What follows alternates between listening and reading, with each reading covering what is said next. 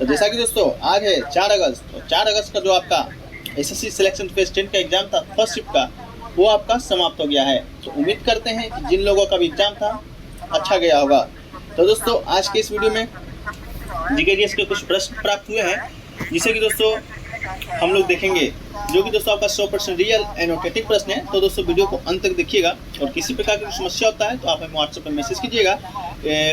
PDF के लिए भी मैसेज कर सकते हैं, हालांकि आपका टेलीग्राम ग्रुप और व्हाट्सएप ग्रुप पर पीडीएफ को प्रोवाइड कर दिया जाता है। और इसके बाद दोस्तों जिन लोगों का एग्जाम है आपका सेकंड या थर्ड या कल, तो वो लोग भी हमसे संपर्क कर सकते हैं अपने शिफ्टों को क्वेश्चन बताने के लिए। तो दोस्तों वीडियो पर चैनल पर नए हैं तो चैनल को सब्सक्राइब कर लीजिएगा, तो नोटिफिकेशन बेल को भी दोस्तों ऑन कर लीजिएगा। तो चलिए दोस्तों शुरू करते हैं पहले आज का ये वीडियो। पहला क्वेश्चन जो देखने को मिल रहा है दोस्तों, वो आया था कि आपका लॉर्ड डलहौजी की हड़प नीति के तहत हड़पा गया पहला राज्य। आप लोगों को मालूम होगा दोस्तों, लॉर्ड डलहौजी जो कि दोस्तों आपका गवर्नर था, वायसराय था दोस्तों आपका भारत का, जब ब्रिटिश शासन भारत चल रहा था, तो उस समय जो व्यक्तिगत का सिद्धांत था जो कि दोस्तों लॉर्ड डलहौजी के द्वारा लाया गया था। ठीक है, तो उसके अनुसार जो विलय किया गया जो पहला राज्य आपका था ना, वो आपका सतारा था। तो आपको ऑप्शन में सतारा जो ऑप्शन होगा वो बिल्कुल राइट आंसर होगा, तो मार देना है सतारा। सतारा के राजा अप्पा साहब थे, जिनकी मृत्यु के कुछ समय पूर्व ही ईस्ट इंडिया कंपनी की अनुमति के बिना एक दत्तक पुत्र बना लिया था।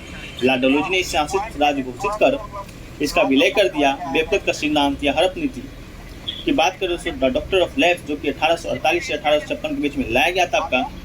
लॉर्ड डलहौजी के समय पैतृक वारिस के न होने की स्थिति में सर्वोच्च सत्ता कंपनी के द्वारा अपने अधीनस्थ क्षेत्रों को ब्रिटिश साम्राज्य में मिलाने की नीति को ही व्यक्तिगत का सिद्धांत या हड़प नीति कहा जाता है।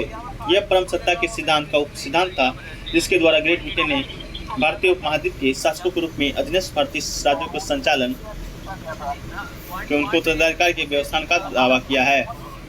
तो चलिए दोस्तों अगला क्वेश्चन देखते हैं। अगला क्वेश्चन आपका आया था कि इनमें से कौन सा जो ट्रॉफी है वो क्रिकेट से संबंधित है। तो दोस्तों उसमें आपका जो विजय हजारे दिया गया था वो आपका क्रिकेट से संबंधित है। तो विजय हजारे ट्रॉफी जिन्होंने भी मारा होगा आपका बिल्कुल राइट आंसर होगा।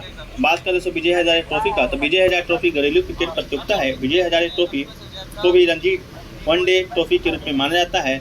वर्ष 2002 और 3 में एक सीमित ओवर के रूप में इस टूर्नामेंट को शुरू किया गया था। रणजी ट्रॉफी प्लेट से राज्य की टीमों से जुड़ी घरेलू प्रतियोगिता ये प्रसिद्ध भारतीय क्रिकेटर विजय हजारे के नाम पर है। तो विजय हजारे जो कि दोस्तों क्रिकेट से संबंधित है। तो आपका प्रश्न की ट्रॉफी किस खेल से संबंधित है, तो दोस्तों आपका विजय हजारे ट्रॉफी आपका क्रिकेट से संबंधित है।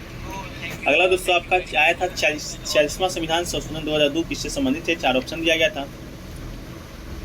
तो दोस्तों यहाँ पर हम देखते हैं जीके, जैसा कि इन्होंने बताया कि तो दोस्तों भारत का जो संविधान है 46वां संविधान संशोधन अधिनियम 2002, ये दोस्तों आपका एक अनुच्छेद 21A में शिक्षा के अधिकार से संबंधित है। ठीक है, राज्यों को 6 से 14 साल के सभी बच्चों को निःशुल्क तथा निवास शिक्षा उपलब्ध करानी होगी। ये संबंधित राज्य नीति कानून के तहत होगी। तो दोस्तों बच्चों को 6 से 14 साल के बच्चों को निःशुल्क शिक्षा और निवास शिक्षा उपलब्ध कराना आपका शिक्षा के अधिकार से संबंधित था। आपका 46वां संविधान संशोधन 2002 जो कि दोस्तों आपका 21A के तहत जोड़ा गया था मौलिक अधिकार में। मौलिक अधिकार आपको मालूम होगा 12 से 35 अनुच्छेद में संबंधित है, जो भाग 3 में दोस्तों आपका मौलिक अधिकार वर्णित है। तो इसके अलावा दोस्तों आपका आया था पानीपत का द्वितीय युद्ध आया था। तो पानीपत का जो द्वितीय युद्ध है उत्तर भारत के हेमचंद और विक्रमादित्य, जिसका नाम लोकप्रिय नाम हेमू था, अकबर की सेना के बीच 5 नवंबर 1556 ईस्वी को पानीपत के मैदान में लड़ा गया था। ठीक है, तो देख लीजिएगा क्वेश्चन आपका क्या आया था। यही आया था किसके बीच हुआ था, तो अकबर और हेमू के बीच दोस्तों आपका हुआ था कब, तो 5 नवंबर 1556 ईस्वी को पानीपत के मैदान में लड़ा गया था। अकबर का जो सेनापति था आपका खान जमान और बैरम खान के लिए एक निर्णायक जीत थी। बैरम खान की जीत की भूमिका इस युद्ध में वो ज़्यादा थी, क्योंकि अकबर का जो उस समय उम्र था दोस्तों बहुत ज़्यादा नहीं था।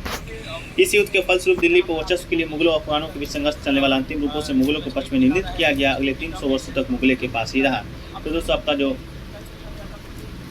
युद्ध है पानीपत का द्वितीय युद्ध आपका हेमू और अकबर के बीच लड़ा गया था। अगला पूछा दोस्तों कि भारत का सबसे पुराना शहर कौन सा है।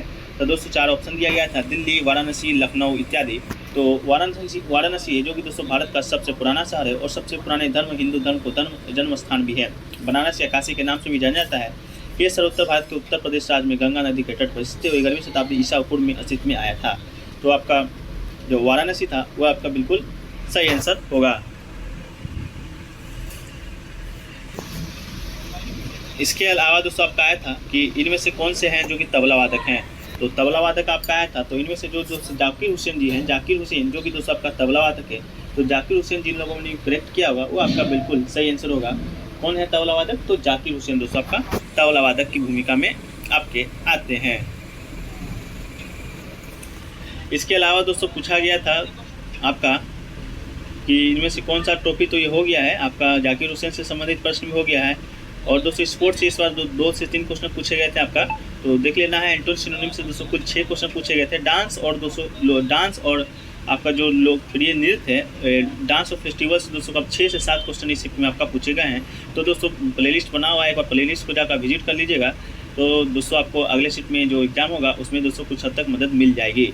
तो दोस्तों चलिए इतना ही प्रश्न अभी तक मुझे प्राप्त हुए हैं। जैसे प्रश्न मिलते जाएंगे दोस्तों मैं कमेंट सेक्शन में पिन कर दिया करूँगा। तो दोस्तों वीडियो कैसा लगा कमेंट सेक्शन में बताइएगा। अगर अच्छा लगा हो तो वीडियो को लाइक जरूर कीजिएगा तथा दोस्तों में अधिक से अधिक शेयर कीजिएगा। और चैनल पर दोस्तों नए हैं तो चैनल को सब्सक्राइब कर दीजिएगा, तो नोटिफिकेशन बिल्कुल दोस्तों ऑन कर लीजिएगा। तो मिलते हैं दोस्तों नेक्स्ट वीडियो में, जब तक के लिए जय हिंद जय भारत।